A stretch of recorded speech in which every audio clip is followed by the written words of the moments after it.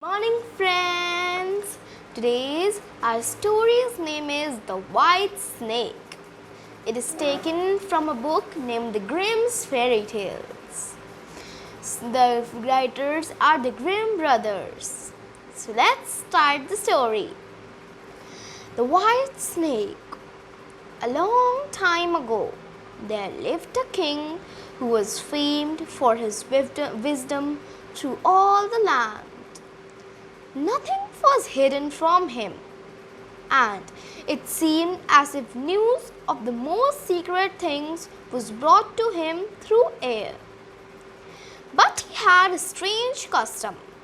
Every day after dinner, when the table was cleared, no one else present, a trusty servant had to bring him one more dish. It was covered, however, and even the servant did not know what was in it. Neither did anyone know, for the king never took out the cover of it until he was quite alone. This had gone for a long time, when one day the servant who took away the dish was overcome with such curiosity that he could not help carrying the dish into his room. When he had carefully locked the room, he lifted up the cover and saw a white snake lying on the dish. But when he saw it, he couldn't deny himself the pleasure of tasting it. So he cut off a little bit and put it into his mouth. No sooner than it had touched its tongue, he heard a strange whispering of little voices around the window. He went and listened and then noticed that it was the sparrows who were chattering together and telling each other of all kinds of things they had seen in the fields and woods. Eating the snake had given him the power of understanding the language of animals. Now it so happened that on his very day, the queen lost her most beautiful ring, and the suspicion of having stolen it fell upon the trusty servant, who was allowed to go everywhere. The king ordered the man to be brought before him and threatened him with angry words that unless he could before the morrow point out the thief, he himself shall be looked upon as guilty and executed. In vain he declared his innocence and in vain he pleaded. He was dismissed with no better answer. And as trouble and fear, he went down the courtyard and took thought how to help himself out of this trouble. Now some ducks were sitting together quietly by a brook and taking their rest. And whilst they were making their feathers smooth with their bills, they were having a confidential conversation together. The servants stood by and listened. They were telling each other of all the places they had been waddling about all the morning, and what good lies their food had they found.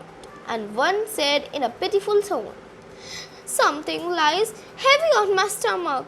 As I was eating in haste, I swallowed a ring which lay under the queen's window." Servant at once seized her by the neck and carried her to the kitchen and said to the cook, "Here's a fine duck. Pray kill her." "Yes," said the cook, and waved her with his hand. "She has spared no trouble to fatten herself, and has been waiting to toast it long enough." So he cut off her head, and she was being dressed for the spit when the king's ring was found inside her.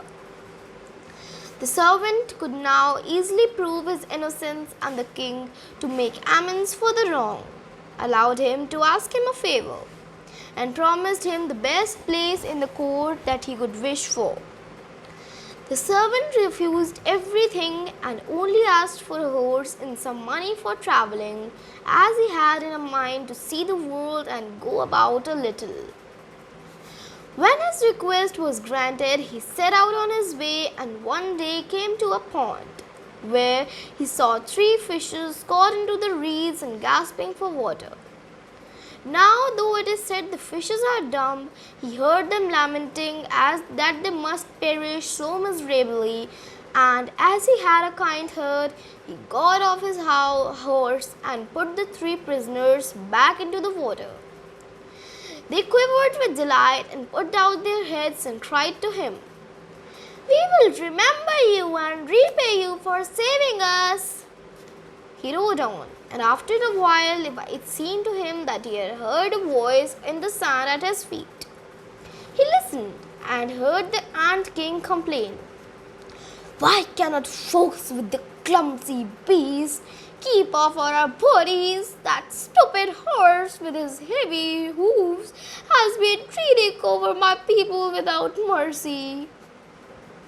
So he turned to the side path, and the ant king cried out to him, "We will remember you. One good one turn deserves another." The path led him to a wood where he saw two ravens standing by their nets and throwing out their young ones. "Out with you, you little idle, good-for-nothing creatures," cried they. "We cannot find food for you any longer. You are big enough and can provide yourself." But the young poor ravens lay upon on the ground, flapping their wings and crying, "Oh, what a helpless chicks we are! We must shift ourselves, and yet we cannot fly. What can we do but lie here and starve?"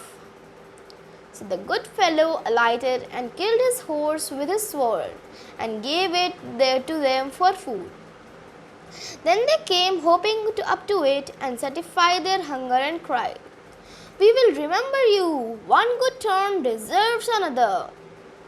And now he had to use his own legs, and when he walked a long way, he came to a large city. There was a great noise and crowd into the streets, and a man rode up on a horseback, cried aloud, "The king's daughter wants a husband, but whoever sues for her hand must perform a hard task, and if he doesn't succeed, he will forfeit his life." Many had already made the attempt, but in vain. Nevertheless, when the youth saw the king's daughter, he was so overcome by her great beauty that he forgot all the danger and went before the king and declared him as a suitor. So he was led out to the sea, and a gold ring was thrown into it in his side. Then the king ordered him to fetch this ring up from the bottom of the sea, and added, "If you come up again without it, you will be thrown in and again until you perish amid the waves." All the people grieved for the handsome youth, and then they went away, leaving him alone by the sea. He stood by the shore, considering what he should do, when suddenly he saw three fishes came swimming towards him, and they were the very fishes whose lives he had saved. The one in the middle had a mussel in his mouth, which one laid on the shore at the youth's feet, and when he had taken it up and opened it, therein lay the gold ring in a shell. Full of joy, he took it to the king and expected that he would grant him the promised reward. But the proud princess perceived that he was not her equal in worth, and she scorned him and required him first to perform another task. She went down into the garden and stewed with her own hands 10 sacks full of millet seed on the grass, and said, "Tomorrow, before morning, before sunrise, these must be picked up, and not a single grain be wanting." The youth sat down in the garden and considered how it might be possible to perform this task. But he could not think of nothing, and there he sat sorrowfully, awaiting of the break of the day, when he should be led to the death. But as soon as the first rays of the sun shone into the garden, he saw all the 10 sacks standing side by side, quite full, and not a single grain was missing. The ant king had come in by the night with the thousands and thousands and thousands of ants, and the grateful creatures had by industry picked up all the millet seeds and gathered them into the sacks. Presently, the king's daughter herself came down in the garden and was amazed to see that the young man had done the task she had given him. But yes, she could conquer her proud heart and said, although he had performed both the tasks, he should not be my husband until he has brought me the apple from the tree of life. The youth did not know where the tree of life stood, but he set out and would have gone on forever as long as his legs would carry him, though he had no hope of finding it. After he had wandered through the three kingdoms, he came one evening to a wood and lay down under a tree to sleep. But he heard a rustling in the branches and a golden apple fell into his head. At the same time, 3 ravens flew down to him and perched himself on his knee and said, we are the 3 young ravens whom you saved from starving, and when we had grown big, heard that you were seeking the golden apple, and we flew over the sea to the end of the world where the tree of life stands and brought you the apple. The youth, full of joy, set out homewards and took the golden apple to the king's beautiful daughter, who had no more left excuses to make. They cut the apple of life in two and ate it together, and then her heart became full of love for him, and they lived in undisturbed happiness to a great age. Thank you.